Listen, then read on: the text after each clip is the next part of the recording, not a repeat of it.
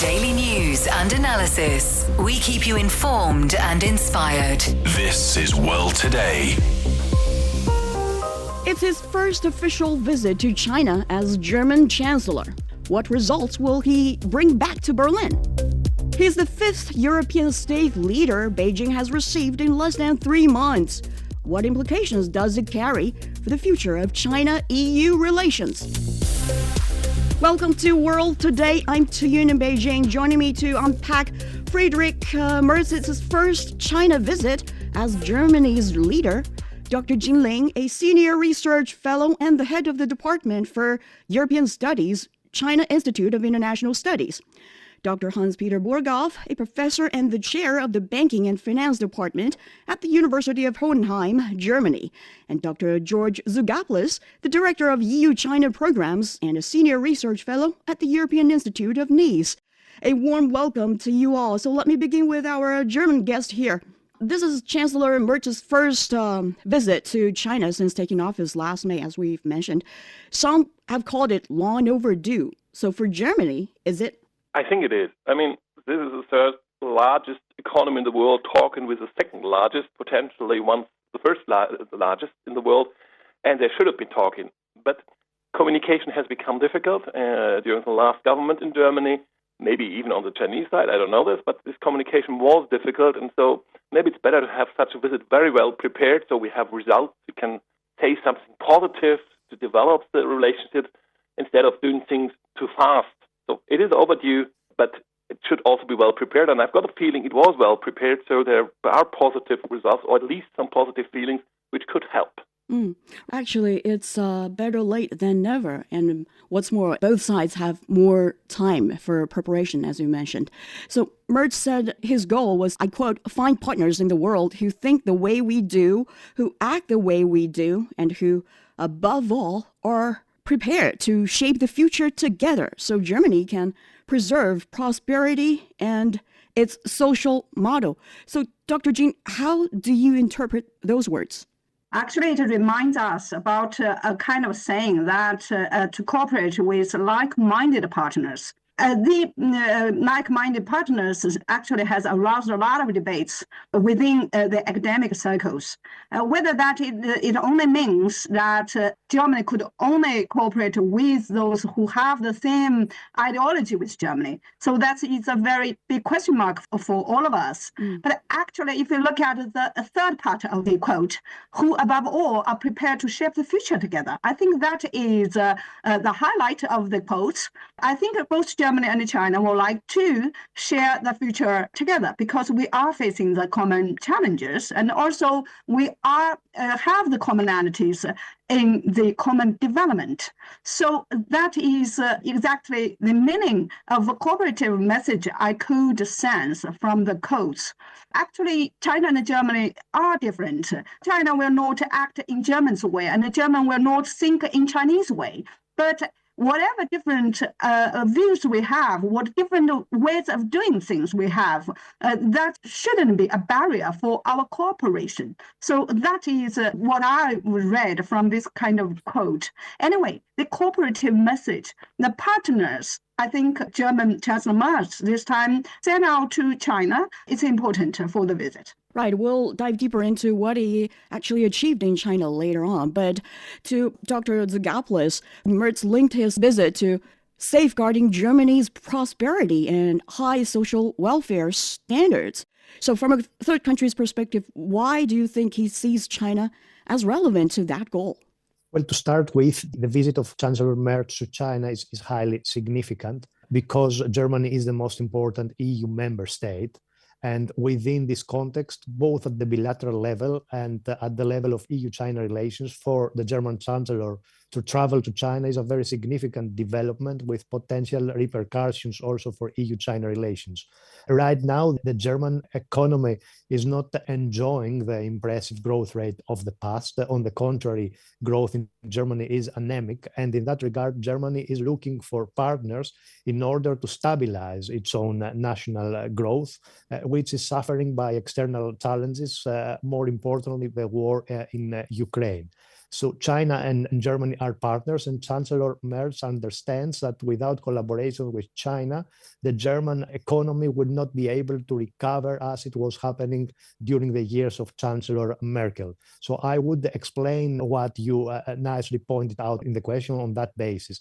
The interest of Germany to further proceed with reforms and further boost its economy through collaboration with the Asian giant, taking into account the importance of China in the international system and the fact that China is the second biggest economy in the world. Indeed. Actually, last year, China once again became Germany's largest trading partner, and German direct investment in China hit a 4-year high of 7 billion euros. And despite the geopolitical tensions, German firms are not pulling out. Many are actually expanding. So, Dr. Tzogopoulos, what does that reveal about the real economic logic of the relationship then? It is very important to mention that beyond the data of last year, trade between China and Germany was booming for several years, especially in the period of Chancellor Merkel. Certainly after the COVID-19 pandemic, there was a decline that was witnessed. But in the last years, trade was rather stable. 2025 certainly was a special year because of the tariffs that President Trump introduced in the international trading system. And this could not but have some repercussions also on the trade between Germany and China, as it was the case also with the trade of other EU member states and China. But at the same time, the Chinese market is highly significant for Germany, and this does not change. So I would explain the numbers that you precisely mentioned on this basis. On the one hand, it is certainly the impact of the tariffs of President Trump. On the other hand, it is the significance of the Chinese market, which does not change. And next question goes to you all. Maybe we start with Dr. Burghof. Did Merz actually achieve his goal in China? I think he did, because they gained visibility for this relationship. And that is an important goal. He gained visibility as a European leader, which he actually is at the moment. There's several reasons, weakness of some other leaders, but also the growing role Germany plays, especially in the financing and support of Ukraine, where Germany now plays a really major role. So this acceptance of Merz as a European leader, this has been reached, and this can strengthen the relationship between Germany and China. This can strengthen also the position of Germany in the discussion with China, which has been pretty weak on the last government for several reasons. And so in this context, he did achieve the goal. I mean, he can change part of the political position China takes. He cannot really change so fast, at least, the industry policy China is performing, which leads to certain stress, which leads to trade imbalances, which leads to concerns with regard to intellectual property, where Germany says this is not sufficiently protected in this relationship. So these things he cannot easily change, because it's been a trend in China for many, many years. At least he achieved that we discuss these issues and see there are hindrances to the development of the relationship. And in this respect, I had the feeling that he was successful with his visit. But obviously, visibility is not sufficient, or is not satisfactory enough, I think, for the Germans. So what would you say concrete results he's clinched during his this visit then? Well, there was a big deal. This is something, how should I say, to make a good atmosphere. That's what he achieved. Everything else will take more time, and discussion behind the walls where we cannot see it, because we really must come to a situation where we can work together on a basis that leads to more trust again. There's some trust lost in the past. We must be aware of that, and this takes time to work on that. This is something you cannot get from a single visit, but you must debate in which form we can cooperate so it's good for both sides. And I think this debate is going on with the European Union, but it has hopefully got some impetus from this visit. All right. Then to Dr. Jin, your take here? If you look at the visit background, I think the basic goal has been achieved, because, in the past year, I think the chancellor has been trapped a little bit in the internal struggle of the way to deal with China. So that's explained why he has been late for the visit. But nowadays, the visit come true, and also he sent out the very clear message of a cooperative ways to deal with China. I think that is a kind of response to the turbulent international environment. That's very clear for Chancellor, because for Germany today, it really needs diversified partners in order to, make a little bit of balance against the disruptive policies made by U.S. administration. This is the first point. The second one, I think that is a start, from my point of view, of resetting China-Germany relationship. Okay. Because in the past years, the economic cooperation has also been handicapped by the internal debates, has become a little bit politicized and securitized. But this time, with the delegation, the large-scale business delegation coming here, and also very pragmatic deals reached, that signify the way forward. That's a pragmatic cooperation and resilient economic relationship between China and Germany are still the major logic or the internal driving forces of the bilateral relations. And finally, I think since with this kind of very personal observations of what is China, not only the culture, but also the advancement in the high technology areas, I think that will increase mutual understanding between China and Germany. So from these three perspectives, I think the basic goal has been achieved. All right, it's on the German side. And to Dr. Tzogopoulos, do you have any different views here? Well, I would say that at the business level, more than 5,000 German companies are currently operating in China. And this is indicative of the joint interest of Berlin and Beijing to join hands and proceed together. From the moment so many German companies are operating in China, it's difficult to single out specific deals. I would just need to talk about the general mood that exists, which is bringing an attitude of collaboration despite the problems. And I would like to insist on that and going beyond the business dimension into the political one, because currently both EU-China relations and German-China relations have suffered by several misunderstandings. Right. So from the moment the Chancellor of Germany decided to go to China and complement also what other European leaders did a couple of weeks ago, including President of France, Emmanuel Macron, we could be slightly optimistic for a recalibration of EU-China relations toward a dimension that might be more inclined to collaboration than to competition. Does not mean that competition does not exist, certainly, but it's a different thing for the two sides to talk to each other in order as much as possible to discuss about differences and find a joint way forward. So it is through this lens that I see the visit of Chancellor Merz, and that's why I consider the visit successful beyond deals themselves. So it's the political attitude that currently matters more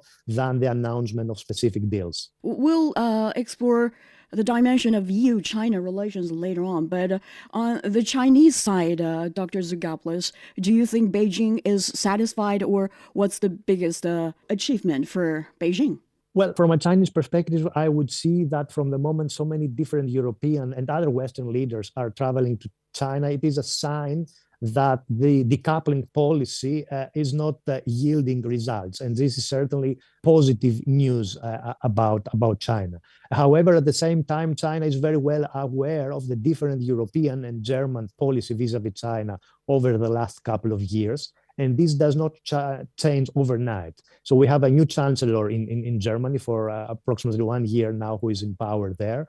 And certainly now he's the most important leader in the European Union, because President Macron is certainly very powerful and very important, but he has like 15 months more in power. So Chancellor Merz is right now the leader of Germany, is right now the leader of the European Union. So from the moment he was in China and he led such a big delegation there, this perhaps could bring a sign of collaboration. Again, problems are there, but it depends on whether we see the glass as half full or as half empty. Dr. Jin? I think that it's important to see the background again because of the very rapid change of the international context. China urgently also need to cooperate with other countries, especially European ones, to join hands with us to defend the multilateralism. I think this time the visit has expressed very clearly that China and Germany will cooperate to defend the international system centered on UN Charter. This is the first point. The second one, I think, as the second and the third biggest economies in the world, China and Germany has had very close ties economically. But in the past 3 years, I think it has been influenced by the kind of debates of de-risking. This time, if you look at the narrative Chancellor Merz has sent out during his visit, I think cooperative is a major rhetoric sent out. So that is also important for China to further explore the potentials of cooperation economically. This is the second one. The third one, I think we should never overlook the importance of people-to-people exchange. So this time, when Merz visited Forbidden City, to quote the poems, that signify the very long-term interact between China and German culturally. So that, I think, is also a very important dimension of the bilateral relations. So far beyond that, I think the principles set jointly by the two sides, that is, we should advance the bilateral relationship based on the principle of equality, mutual respect, and mutual beneficial. And these are the principles China has ever called for. All of these, I think, are important for China. Right. The principles are there, and I think both sides have reached agreement there. But let's narrow it down to something like a trade imbalance. I think Dr. Burghof mentioned it's unlikely for both sides to solve this issue in a short period. But Dr. Jin, do you see any sign that Beijing is ready or has had its plan to settle this issue this time? I like to say the trade imbalance issue couldn't be solved only by Beijing. It needs a cooperation between China and Germany, because if you look at the increasing trade imbalance between China and Germany, you will see some very basic factors there. The first one is the electrification of car industries that make the traditional car industry of German side in a less advantageous position. But Chinese electric cars, a comparative advantage is a kind of future-oriented, policy direction. Is in line with the dealing with climate change. Is in line with the green transformation. And secondly, because of the energy cost increased a lot because of Ukrainian conflict, that makes the chemical industry actually would like to move more investment in China. That also increase Chinese export to Germany. And also, last but not the least, is increasingly a competitiveness of Chinese manufacturing industry. All of this actually is the result of the economic transformation between China and Germany, of course, also between the cooperation. So how to deal with kind of imbalances, we should never count on the one side's effort. We need joint efforts. For example, to look far beyond the trade deficit perspective, how to combine the trade and investment together, and to see, joint innovations to promote the dual transition we have mentioned, green ones and digital ones. That will open more space to solve the issue. Dr. Burghof, do you agree? And looking ahead, where could we see tangible breakthroughs? Dr. Jin just mentioned trade and investment, and Dr. Tzogopoulos also mentioned we should probably go beyond just business and to political dimension.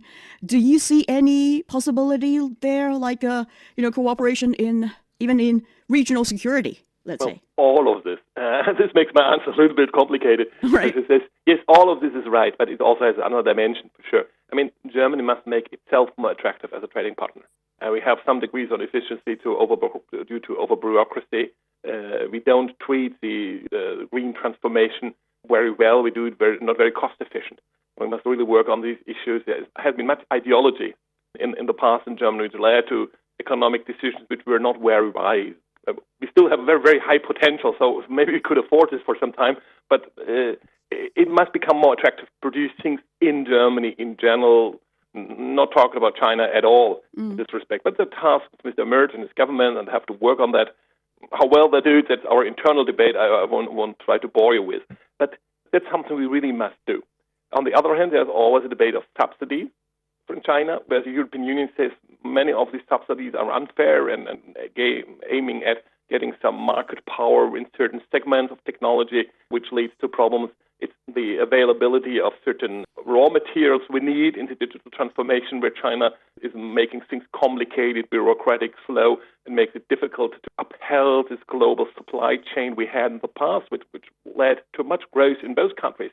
So we must talk about these issues, how we make this more reliable, how make this more efficient to have production in Germany based on a supply chain which includes China. There we have problems as well.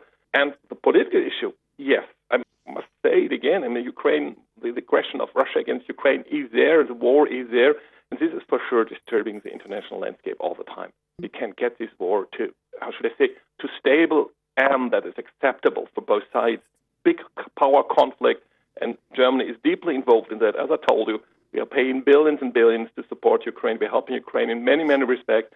We are, in this respect, deeply involved in this conflict, and the whole European Union is, the United States are.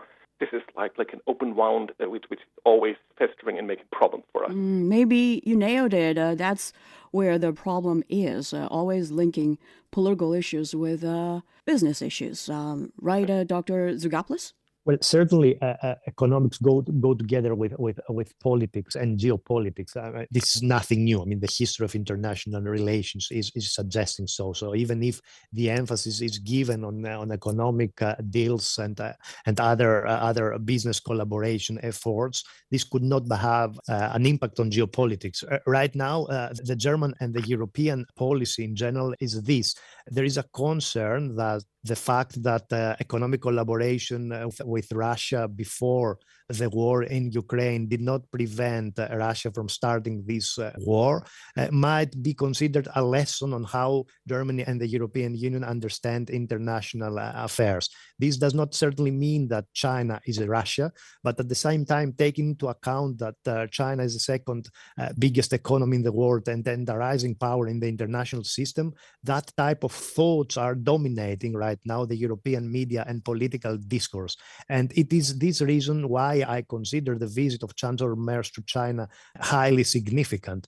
Just reading the statements of the German Chancellery during the visit of Chancellor Merz in China, what is being singled out there is that China is right now a big international power that cannot be ignored in the international system. And this is the reality. The problem for Europe and for Germany is how to engage China in the international system in a manner that collaboration is possible. And this is not always easy in a changing world. This is what is happening. And this cannot but have an impact on how EU leaders, and right now Chancellor Merz is looking at the economic collaboration with China. So de-risking is still the European policy and the official European approach vis-a-vis China.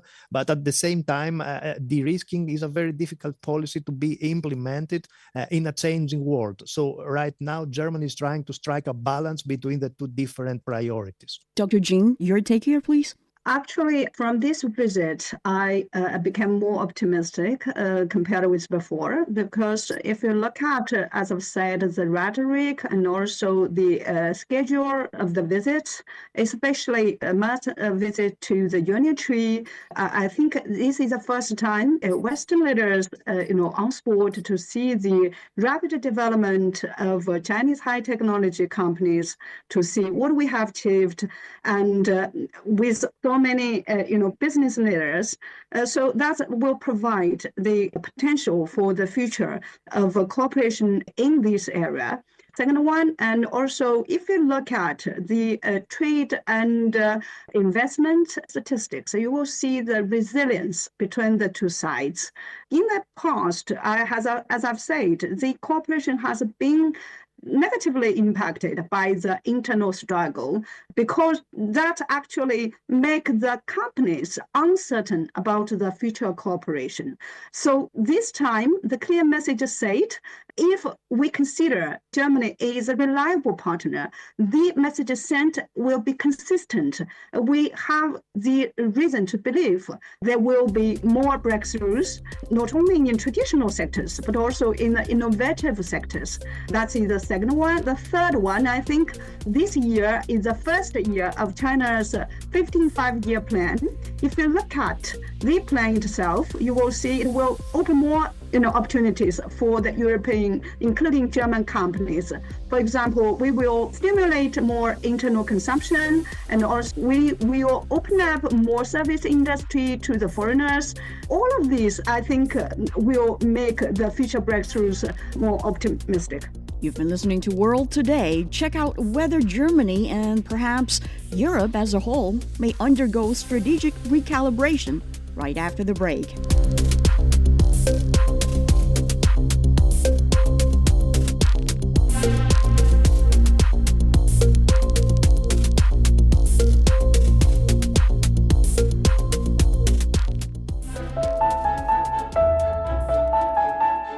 Welcome. I am Chu Zhang, Deputy Director at the Center for Middle Eastern Studies at Fudan University. On the World Today program, we will dive beyond the headlines to uncover the stories, trends, and impacts that connect states across the globe. Join me on World Today.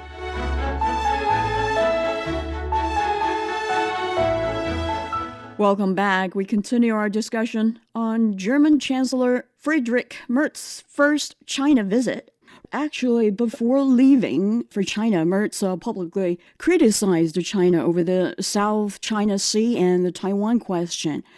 So, do those remarks suggest some hesitation? Perhaps it's only pressure from Germany's industrial sector rather than strong political intent. Dr. Jin, you said you would say this trip is resetting of a China-Germany relationship. Do you see Berlin will go down on the same old path when it comes to relations with China when Merz returned to Germany, or do you see any real turning point here? I don't think it is a turning point, but it's a starting point of the resetting. Okay. We should never expect China-Germany relationship will be back to the track of the Merkel's era, because the internal debate shows kind of a policy away from Merkel's way. So now we have to think about seriously what is Merz's way. The visit is a starting point to see what exactly is Merz's way. I agree with our European colleagues that not only Germany, but also all the European countries today are struggling to keep a kind of balance. On one side, to think that China is opportunity for the economic growth and development. On the other side, because of the politicized sentiment there, they consider China as a kind of risk. The risk from the so-called over-interdependence, the risk from the geopolitical tensions between China and the US, and also the kind of security considerations, et cetera, but anyway, I could see very pragmatic, very cooperative message sent out by this visit that is a little bit away from the very stereotype of what we think in the past year, Merz's very tough policy against China. So that is why I think it's a starting point instead of a turning point. We shouldn't be naive to think that every problems, challenges ahead of us will disappear with one visit. I think all of these problems could only be steadily handled through the further pragmatic cooperations while increasing mutual understanding and strategic trust. Dr. Burghof, your perception here, would you say the visit is some turning point in Germany's strategic recalibration, or is it start like Dr. Jin just meant, to start to turn around, probably? I always also had the feeling it's kind of restart, because, much of the problems between China and Germany had to do with a certain kind of communication we had in our last government, which made the representatives, especially the foreign minister, a difficult guest for China. She was talking more to the German public than to the partner she visited, which is not a good kind of diplomacy, I must confess. And so this is a starting point for new talks right now. Merz knows how to behave as a guest. He knows also the German interest. I wouldn't say we fall back into Merkel times, because the Merkel time was marked by a certain naive belief that it's sufficient to have goodwill and have good partnerships and have good trade, and all this leads to a better world. This helps to go to a better world, but you shouldn't deal with partners in a naive way. And as my colleague from Greece said, And this way of behavior, I don't think we will see this on the European side again.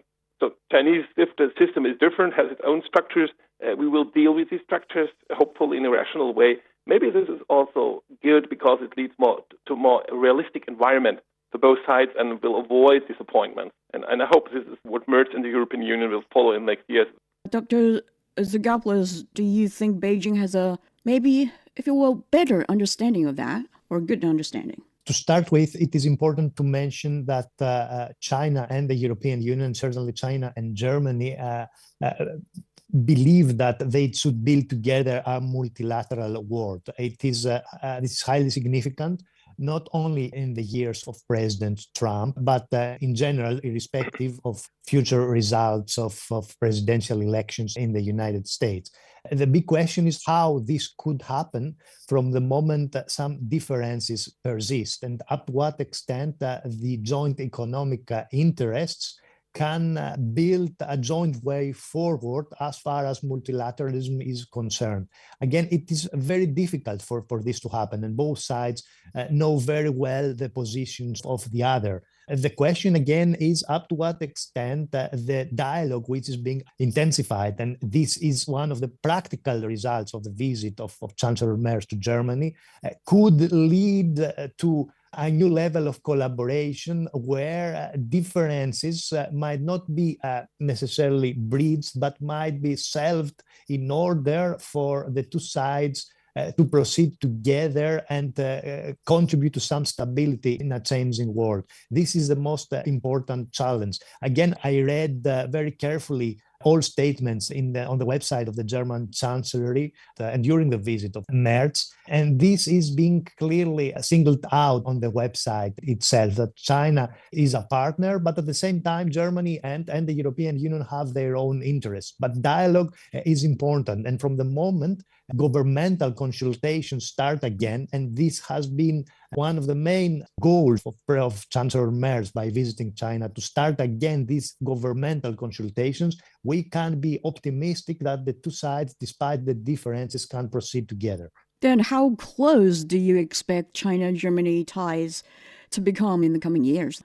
Well, I expect these ties to be close, and they are close right now. So even by looking at the numbers, again, we have to refer to the economy. It's a trade turnover of like 250 billion euros every year. So this number itself, and the fact that so many German companies are operating in China and Chinese companies are operating in Germany and in Europe, make collaboration the only way forward. It can't happen without collaboration. Again, the problems starting from fair competition and reciprocity, protectionism, all these things are there on the agenda. But it seems that the two sides, China and the European Union, China and Germany, are prepared to talk about the problems, because from 2020 until 2023, we experienced a period during which dialogue was not existing. From 2024, more or less, the situation became better. And now we have a new German chancellor who visited China in the interest of collaborating with the Chinese side. So again, I agree with the two distinguished speakers that we can't expect the problems to be solved over a visit, but it can be the beginning for a new era where problems will exist, but collaboration will remain feasible.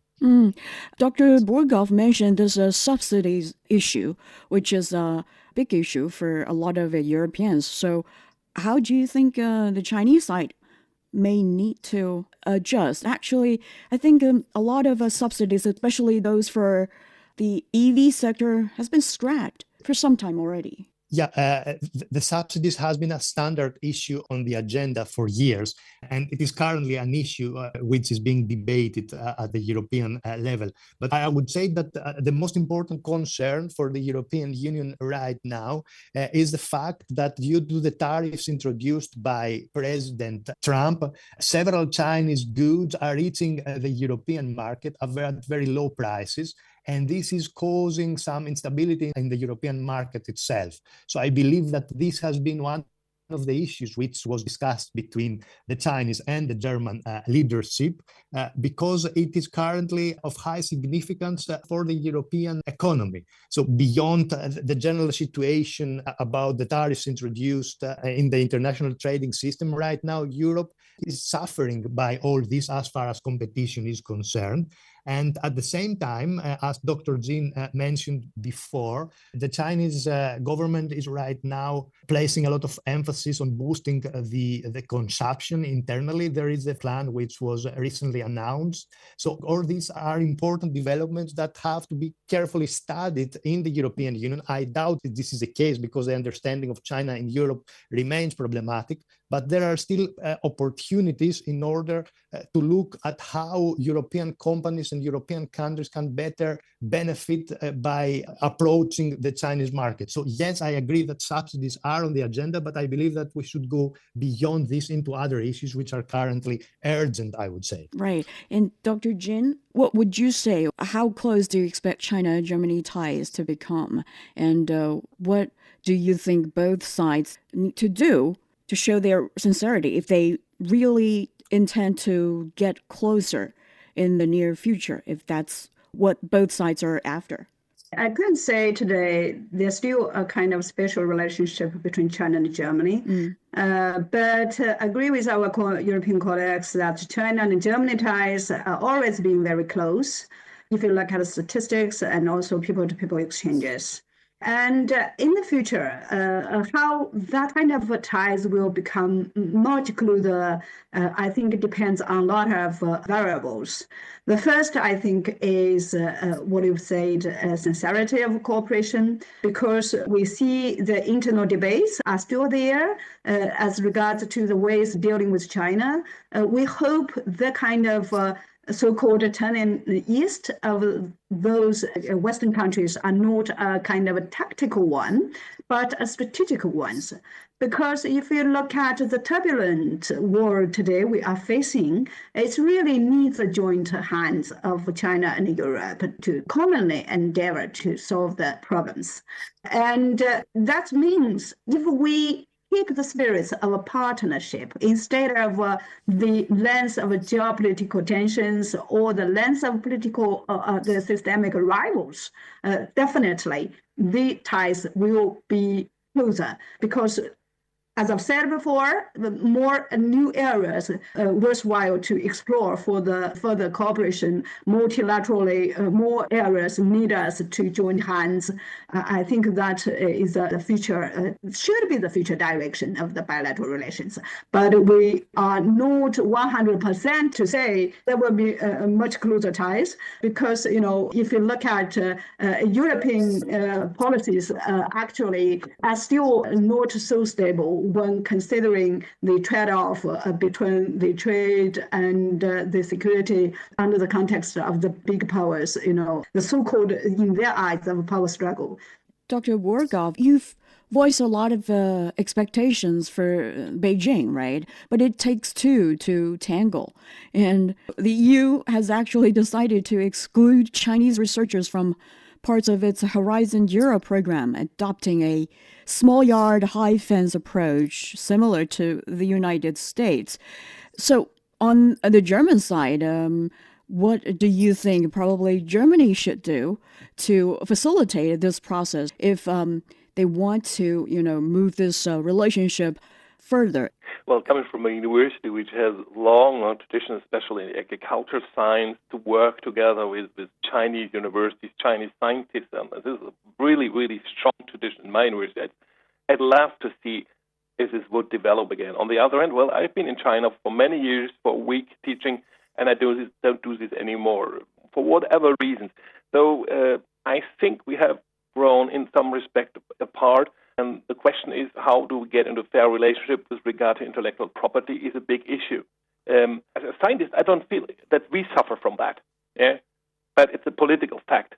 Some people also say it's kind of proxy conflict we have here in the science area, whereas the real problem is the situation of German companies in China who have problems to protect their intellectual property there. So maybe some joint effort where we touch several fields in the debate could help us to get back to on track where we can participate.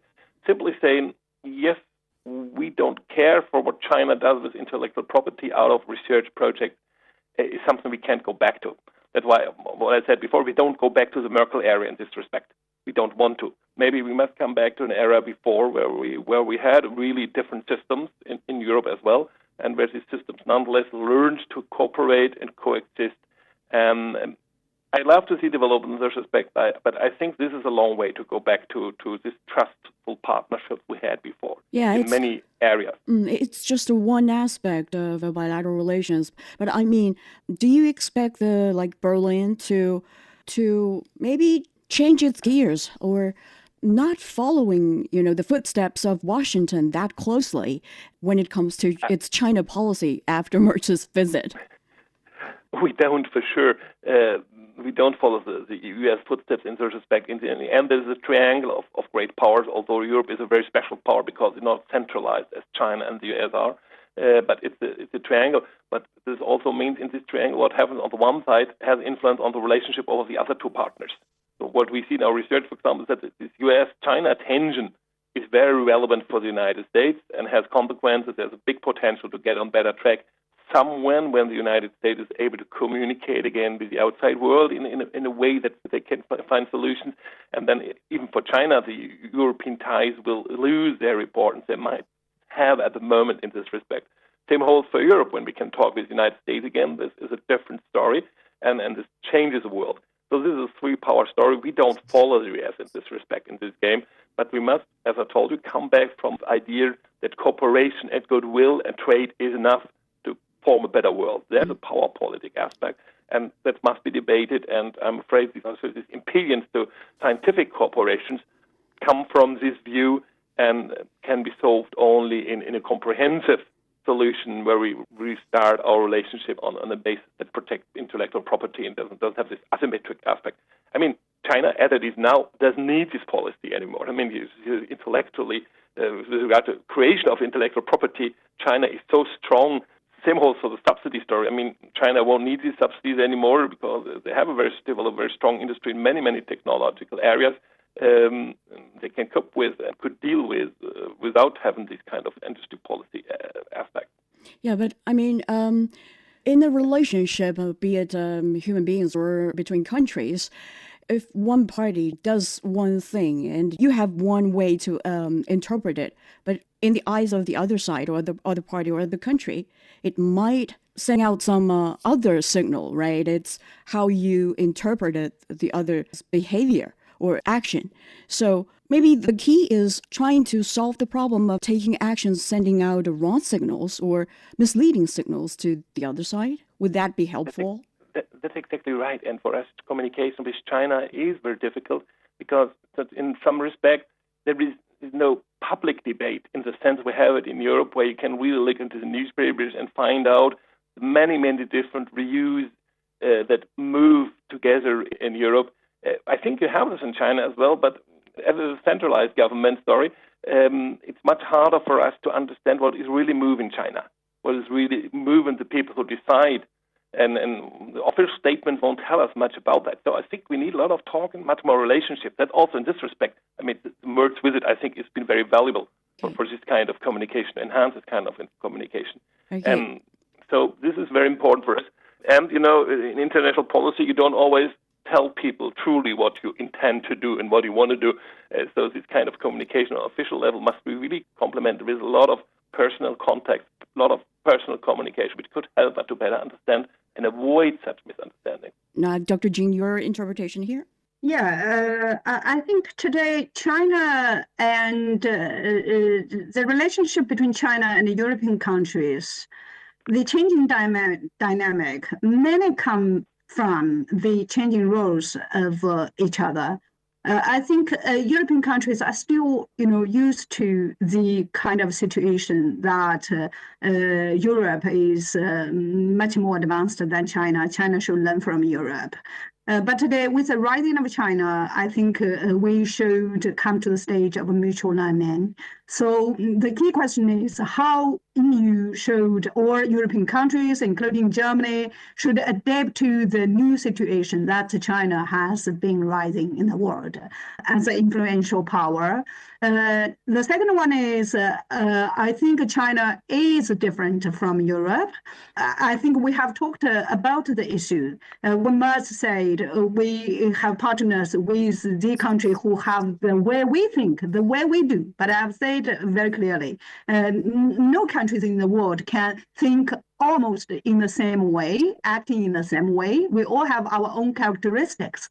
So it's important for us to see the convergences when we are different. That means, return to the key tenet of EU integration. That is, we could seek unity in diversity. I think that is a second point I like to mention.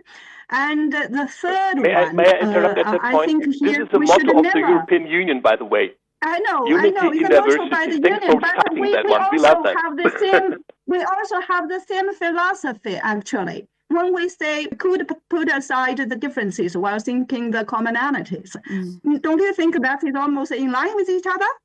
And also, I think the third one is we should never forget the big elephant in the room, that is the US.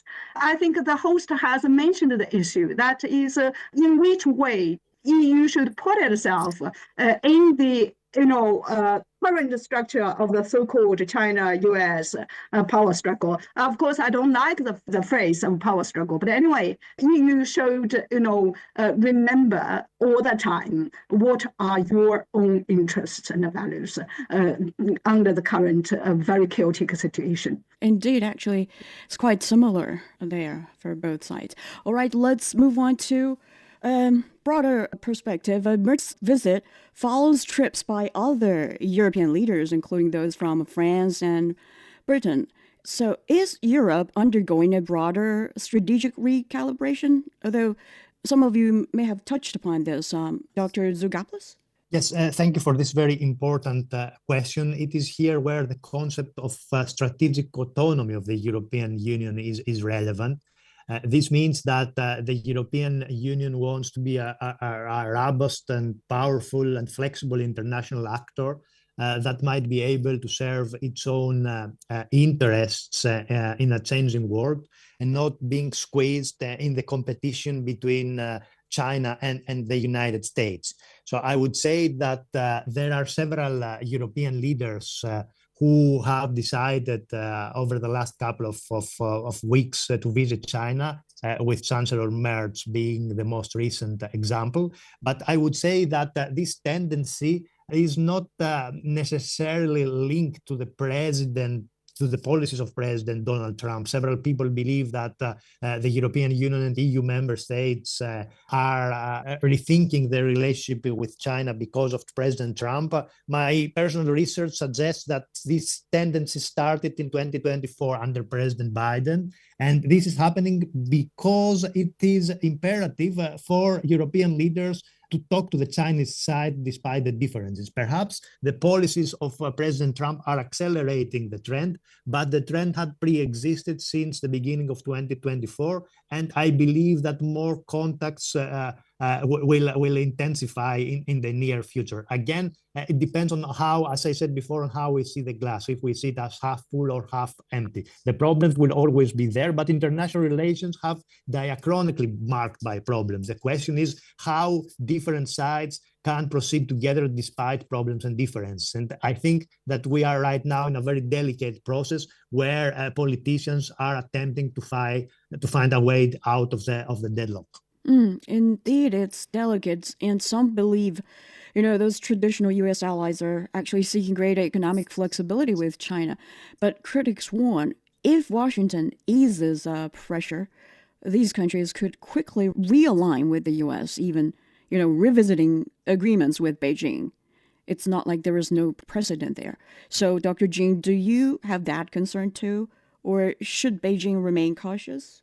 I'm not sure that is a necessary outcome because the world today is really happening radical changes. The U.S. policy of Trump actually is not accidental. The policy is there with a very strong, social and economic basis. So I think all of these actually have been witnessed by the Western leaders. Will be witness the systemic change or structural change of that. That explains why the traditional U.S. allies actually almost at the same time turning toward China. Of course, there are nuances of these three visits: the French one, the British one, and the German ones. But anyway, I think there are common understandings of that in the turbulent world because of the disruptive policies Trump exerts on the world. The countries have to look beyond the U.S., look beyond the only ideological oriented mindset. I think that is a feature of the China with the European countries. All right, Dr. Burghof. As I told you, I think it is really also about the relationship with the U.S. for both countries. We never should forget about that. There's a certain big player in this global game which plays a certain role. For Europe, it is always the situation that our first partner in this global play is the United States. And this will not really change because we have so many ties, apart from trade, political ties, historical ties, and this still will play a big role. There is nothing like an uncoupling of Europe from the United States. This will not happen in this sense. There will be new U.S. governments with a different role. So that's something China must be aware of if they don't want to be disappointed from the relationship.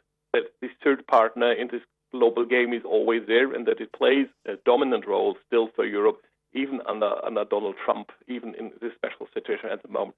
So this is a warning I would have with regard to China, not to be disappointed. For everything else, as I said, cooperation is very possible. And as I told you before, the motto of the European Union is united in diversity. And we see in a positive interpretation of this official motto of the European Union that diversity is a good thing and that the world can profit from different countries having different concepts. As long as not one concept is trying to dominate all the other ones on the globe, this is a very beautiful situation which leads to more global stability, to bigger diversity of ideas, of concepts, how to live, how to organize states, and to things like that. That's a very positive aspect. And if we get back from this, this normative concept saying everything must be like at home because we think at home in our country is best, then we can have a very fruitful partnership in the future. And I'm looking forward very much to that. All right, last question to you all. As Chancellor Merz wraps up his first visit to China, what message would you offer him? Let's maybe begin with Dr. Jin.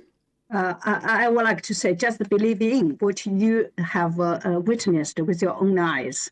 Because before coming, I think Merz maybe have had a lot of different perceptions as regards to China. There are some misperceptions, of course, and misunderstandings. So believe in yourself, believe in your own eyes, what you see of China, China's own development, China's culture, etc., etc. Dr. Hans-Peter Burghof, please. I would link this to the European Union motto, United in Diversity, saying united in learning about each other. And this was helpful, that this was a state visit where really Chinese leadership met our chancellor, which is at the moment the most important leader in Europe for whatever reason, and learned about his personality, about the potential in this relationship, and that he learned more about China and about the leading persons in China. This is a helpful learning process. And last but not least, Dr. Tzogopoulos.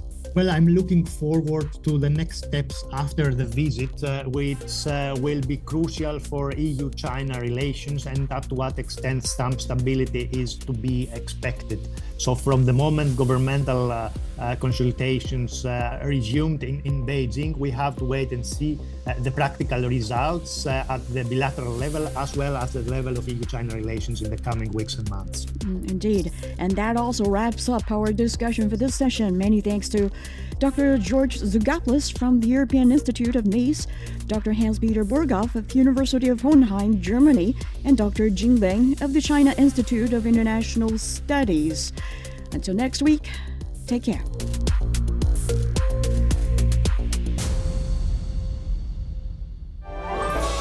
Welcome.